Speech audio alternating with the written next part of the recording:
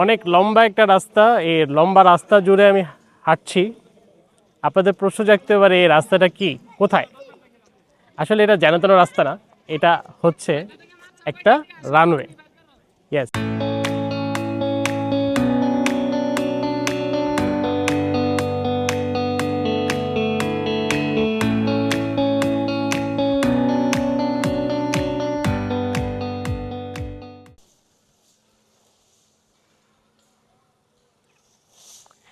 এত বড় একটা রাস্তা, মানে হেঁটেই খুব মজা লাগছে। সাধারণত এরকম ফাঁকা রাস্তা আমরা খুব একটা দেখি না। তবে আপনারা অবাক হচ্ছেন যে এত বড় রাস্তায় আমি কি মানে হাঁটছি কি জন্য বা কী করছি। আসলে এই রাস্তাটা হচ্ছে, যদি বিশ্বাস করবেন কি না জানি না, তারপরে বলতে হচ্ছে, কারণ আমিও নিজেও অবাক হয়ে গিয়েছিলাম। এই রাস্তাটা আসলে একটা এয়ারপোর্টের রানওয়ে। হ্যাঁ, এটা একটা রানওয়ে, এবং আমি আছি এখন বর্তমানে টাঙ্গাইলে, এবং এটা টাঙ্গাইল এয়ারপোর্টের রানওয়ে। 1900 দেখে বলতে হবে এটা, যতটুকু আমি জানতে পারলাম এখন, যে 1967 সালে এই এয়ারপোর্টটা, রানওয়েটা তৈরি করা হয়েছিল। এবং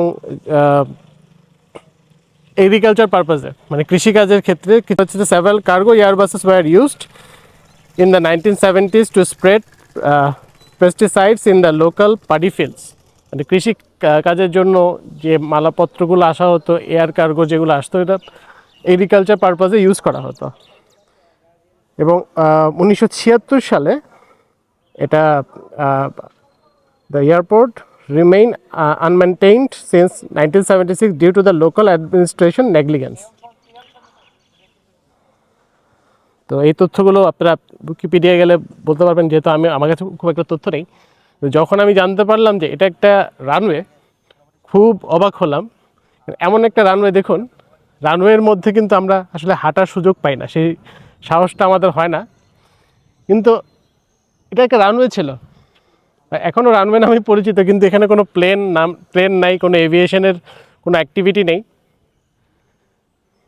খুব অবাক লাগছে। রানওয়ের মধ্যে দেখুন দূরে ছোট্ট একটা ছেলে সাইকেল চালায় যাচ্ছে, মানুষজন হাঁটাচলা করছে। তারপর চারপাশে সবুজ ঘাস এবং বাসা। খুব অবাক করা একটা বিষয়, যে রানওয়ের মাঝ দিয়ে আমি হাঁটাচলা করছি।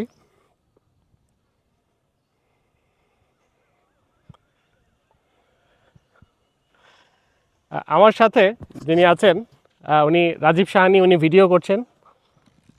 উনিও একটু অবাক হচ্ছে যে ভাই, এত বড় রানওয়েতে আমরা হাঁটাচলা করছি, আমরা তো রানওয়ের মধ্যে দিয়ে আসলে যাওয়ার সুযোগ হয় না, কিন্তু আমরা ফাইনালি সেই সৌভাগ্যটা হলো যে রানওয়ের মধ্যে দিয়ে হাঁটাচলা করছি।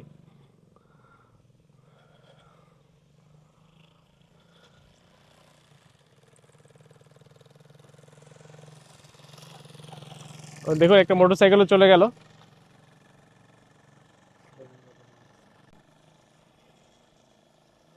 কি অবাক লাগতেছে না ভাই খুব?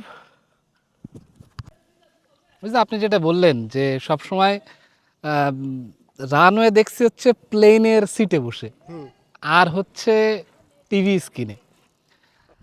আর রানওয়ের পাশের যে অংশটুকুন প্লেনে ওঠার সময়, ওই অংশটুকুন হচ্ছে আমরা হাঁটি, কিন্তু একেবারে যেখানে প্লেনের চাকা যায় সেই অংশে হাঁটা সাধারণত সুযোগ হয় না।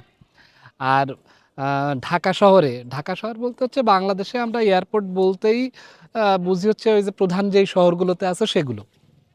কিন্তু মজার একটা বিষয় হচ্ছে ঢাকা শহরের ভিতরেই মোট আমরা মোটামুটি 3টে এয়ারপোর্টের কথা জানি। একটা হচ্ছে ওই যে তেজগাঁও এয়ারপোর্ট, যেটা পুরাতন এয়ারপোর্ট, একটা হচ্ছে আন্তর্জাতিক বিমানবন্দর যেটা, আর এই একটা যে, অথবা এরকম আছে যে যেই পর্যন্ত প্লেন আসে আমাদের এখনও দেখার সুযোগ হয়নি।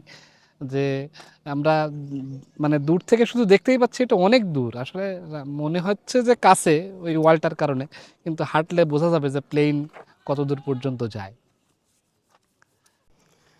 তো এখন আমি দাঁড়িয়ে আছি সেই হেলিপ্যাডের যে সিম্বলটা আছে এইচ, সেটার একদম সেন্টারে। এবং হয়তো হেলিকপ্টারগুলো যখন আসে হয়তো এখানেই ল্যান্ড করে, কিন্তু যেহেতু এটা একটা রানওয়ে, এখন কিন্তু এখানে কোনো প্লেন চলাচল করে না, ওঠেও না, নামেও না। মানে প্রথমে আমি যখন ঢুকছিলাম, আমি কিন্তু গতকাল খবর পেয়েছিলাম যে এখানে একটা এয়ারপোর্ট আছে, টাঙ্গাইল এয়ারপোর্ট। তো টাঙ্গাইল এয়ারপোর্ট শুনে অবাক হলাম যে আমরা তো কখনো যখন ডোমেস্টিক ফ্লাই করি ঢাকা বিমানবন্দর থেকে বা যে কোনো জায়গা থেকে, সেখানে আমরা সৈয়দপুর পর্যন্ত দেখেছি। কিন্তু বরিশাল এয়ারপোর্টও শুনেছি, বরিশাল এয়ারপোর্টও আছে, কিন্তু টাঙ্গাইল এয়ারপোর্ট এটা কখনো আমরা ওভাবে দেখিনি। তো একটু ঘাটাঘাটি করে জানতে পারলাম যে না, একটা এয়ারপোর্ট আছে। তো বিশেষ একজন পরিচিত আছে আমাদের, সাধন, সে আমাকে বলল যে ভাইয়া চলেন আপনাকে নিয়ে যাই। তো এখানে আসার পরে আপনি বাইরের ভিউটা একটু দেখেন। বাইরের যে ভিউটা, এখানে একটা মসজিদ আছে এবং এলাকাটা আশেপাশে দেখলে মনে হবে যে এটা কিন্তু সাধারণ একটা মফস্বল এলাকার পরিবেশ।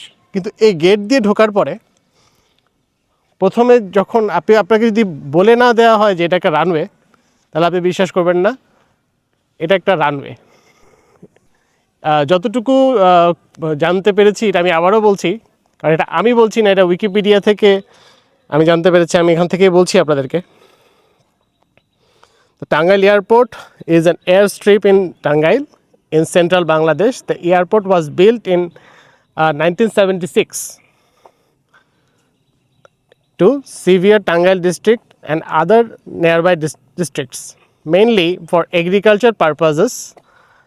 Several cargo airbuses were used in 1970s to spread pesticides in the local paddy fields. Air কার্গোগুলো আসতো, কার্গো বাস যেগুলো আছে সেগুলো হয়তো কৃষিকাজে ব্যবহৃত মাল সামানাগুলো নিয়ে আসতো। এবং এটা কিন্তু এখানে বাইরে লেখা আছে যে বিমান বাহিনীর হয়তো একটা লেখা আছে ওখানে।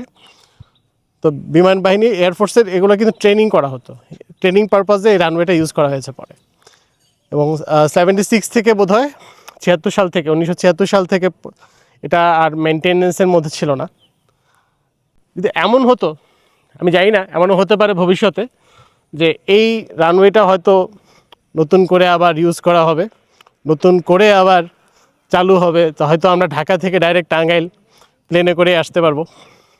হ্যাঁ, যেটা বললেন যে সবচাইতে শর্টেস্ট জায়গা, যেটা আমি, আমার বাসা যেহেতু খুলনায়, মাঝে মধ্যে হচ্ছে আমি ঢাকা থেকে যশোর পর্যন্ত যেতাম, এটা হচ্ছে সবচাইতে শর্ট জার্নি হতো। তো যদি টাঙ্গাইল এয়ারপোর্টটা চালু হয় তাহলে তখন দেখা যাবে যে এমন হতে পারে যে 10 থেকে 15 মিনিটের ফ্লাই হবে। যে হ্যাঁ, এখন ভাড়া হতে পারে হচ্ছে খুলনায় যাতায়াত করতে গেলে 3 থেকে 3,500 টাকা প্লেন ফেয়ার, টাঙ্গাইল পর্যন্ত দেখা গেলে এরকম হতে পারে যে 1500 থেকে 2000 টাকা প্লেন ফেয়ার। যেটা বাস ভাড়ার সমতুল্য, বাস ভাড়া ওরকমই হয়। বাস ভাড়া যদি এসি বাস হয় ওরকম 800 থেকে 1000 টাকা মতন অনেক সময় হয় একটু ভালো বাসগুলোর। তো সেই তুলনায় এরকম দেখা যেতে পারে যে অনেকেই আছে যে প্লেনে ওঠার জন্য, শুধুমাত্র প্লেন জার্নিটা এনজয় করার জন্য, যে সে অন্য কোথাও যাবে না ওরকমভাবে, জাস্ট প্লেনে জার্নি করবে, এই জন্য ব্যবহার করা হচ্ছে কক্সবাজার রুটটা। যারা বিজনেস পারপাসে ব্যবহার করে তারা তো যে কোনো রুটই ব্যবহার করে, কিন্তু শখের বশে যারা শুধুমাত্র প্লেনে উঠতে চায় তারা কিন্তু এরকম সবচাইতে ব্যবহার করে। কেন? কারণ কক্সবাজারের যেই রাতের যেই প্লেন ফেয়ারটা, প্লেন ফেয়ার বলছি, রাতের যে বাস ফেয়ারটা, সেটার ভাড়া এবং হচ্ছে প্লেন ফেয়ার যেটা, সেটা খুব একটা যে ডিফারেন্স তা না।